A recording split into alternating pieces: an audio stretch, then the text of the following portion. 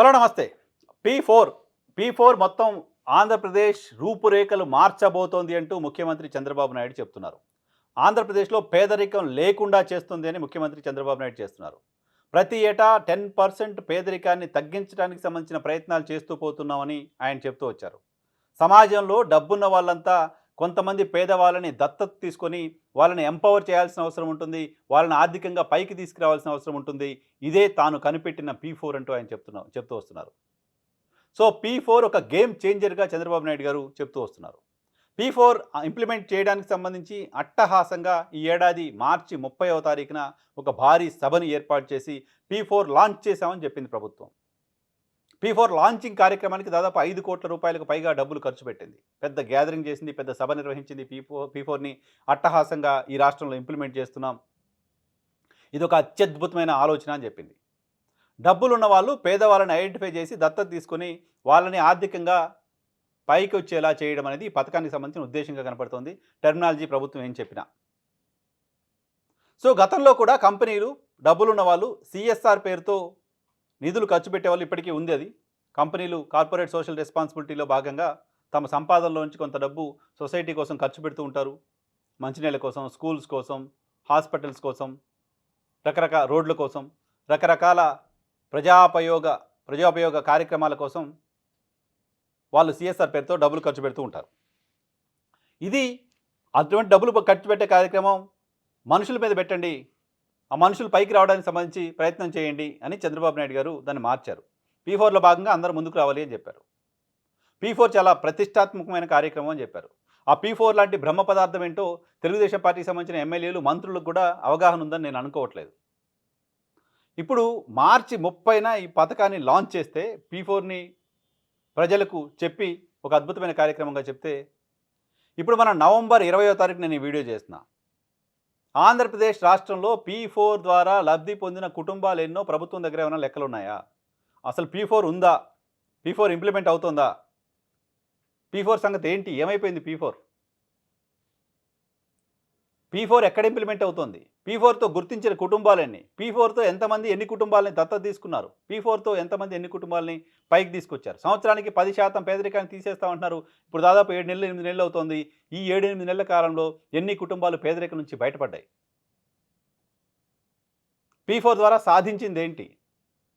పైగా ప్రభుత్వం సూపర్ 6 పేరుతో ఇచ్చిన ఒక ప్రధానమైన హామీని ఎగ్గొట్టడం కోసం పీ4 పేరుతో ఒక బ్రహ్మ పదార్థాన్ని తీసుకొచ్చింది లాంటి విమర్శకు ప్రభుత్వం ఏం ఆన్సర్ చెప్తుంది?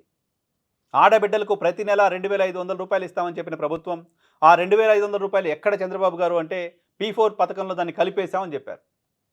పీ4 పథకంలో ఆడబిడ్డలకు ఇస్తామని చెప్పిన 2,500 రూపాయలు కలపటం ఏంటో అర్థం కాలేదు. అంటే మొత్తం ఆడబిడ్డలంతా బీపీఎల్కి దిగి ఉన్న ఆడబిడ్డలంతా పేదరికంలో ఉన్నట్టేనా? సో వాళ్లకు ఇవ్వాల్సిన 2,500 రూపాయలు పీ4 ద్వారా ఎలా వచ్చినట్టు? మీరు ఎన్నికలకు ముందు చెప్పిన మాట ప్రతి ఆడబిడ్డకు 2,500 రూపాయలు ఇస్తామని. దాన్ని ఇప్పుడు పీ4లో కలిపామంటున్నారు. పీ4లో కలపడం వల్ల ఏ ఒక్క ఆడబిడ్డకైనా 2,500 రూపాయలు నెలకు వస్తున్నాయా? సరే, పోయిన సంవత్సరం అంతా వదిలేద్దాం. మార్చి 30వ తారీఖు నుంచైనా ఎవరికైనా వచ్చాయా? ఏ ఒక్క ఆడబిడ్డకైనా 2,500 రూపాయలు పీ4 కార్యక్రమం ద్వారా ఈ మార్చి 30 నుంచి ఇప్పటి వరకు వచ్చాయా? డెఫినెట్గా నో. మహిళలకు ఇస్తామన్న ఆడబిడ్డ నిదే ఇంకేదో రకరకాల పేర్లు పెట్టారు కదా. 2,500 రూపాయలు డబ్బులు ఎగ్గొట్టడం కోసం మాత్రమే పీ4ని తెరపైకి తీసుకొచ్చారా? పీ4 సంగతి ఏంటి? పీ4 ఎక్కడుంది? పీ4 ఏమైపోయింది? పీ4 కోసం ప్రత్యేకమైన అధికారులని, ప్రత్యేకమైన యంత్రాంగాన్ని ఏర్పాటు చేశారు. ఆ పీ4 ఏమైపోయిందో ప్రభుత్వం కూడా మర్చిపోయినట్టు కనపడుతోంది. ఇటువంటి కార్యక్రమాలు చేసుకుంటూ పోయి వాటిని ఇంప్లిమెంటేషన్ని గాలికి వదిలేస్తే ప్రభుత్వం పాలన చేసినట్లుండదు. ప్రభుత్వం ఒక ఈవెంట్ మేనేజ్మెంట్ చేస్తున్నట్టు ఉంటుంది.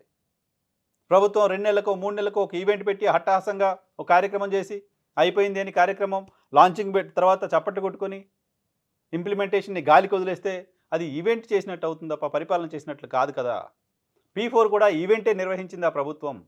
పీ4 ఎవరికైనా పనికొచ్చిందా? పీ4లో మీరు భాగస్వామ్యం కావాల్సిందేనంటూ కొంతమంది పైన బలవంతంగా ఒత్తిడి తీసుకొచ్చే ప్రయత్నం అధికారుల వైపు నుంచి జరిగింది లాంటి వార్తలు వచ్చాయి. పీ4లో మీరు పలానా కుటుంబాన్ని తీసుకోండి అంటూ కొంతమంది డబ్బులున్న వాళ్ళపైన ఒత్తిడి తీసుకొచ్చే ప్రయత్నం ప్రభుత్వం చేసింది లాంటి వార్తలు వచ్చాయి. అటువంటి ఒత్తిడి ప్రభుత్వానికి హీట్ని కలిగించింది అని వార్తలు వచ్చాయి. అటువంటి ఒత్తిడి ఇక చేయొద్దు అంటూ ప్రభుత్వం వైపు నుంచే అధికారులకు అటువంటి ఆదేశాలు వచ్చాయంటూ వార్తలు వచ్చాయి. అధికారులు కొంతమందిని బలవంత పెడతారు, P4లో ఇంప్లిమెంట్ అవ్వండి అని. ఆ బలవంతులంతా డబ్బులు ఇవ్వాల్సిన వాళ్ళంతా ప్రభుత్వం దగ్గర పోయి వీళ్ళంతా మా మీద పడుతున్నారు ఏంటిది అని ప్రభుత్వానికి చెప్తారు. ప్రభుత్వం మళ్ళీ అధికారులకు లేదు లేదు వాళ్ళని ఏమనకండి, P4లో ఉంటే ఉన్నారు లేకపోతే లేదు, వాళ్ళు ఇబ్బంది పెట్టకండి అని చెప్తుంది. మరి ఎప్పుడు ఇంప్లిమెంట్ అవుతుంది P4? కనీసం గుర్తించారా ఎన్ని కుటుంబాలు పేదరికం నుంచి బయటపడ్డాయోనని? చిత్తశుద్ధి కనపడట్లా, ఈవెంట్ మేనేజ్మెంటే కనపడుతోంది. కేరళ రాష్ట్రం ఇటీవల అత్యంత పేదరికం నుంచి అనేక మందిని బయటపడేసింది.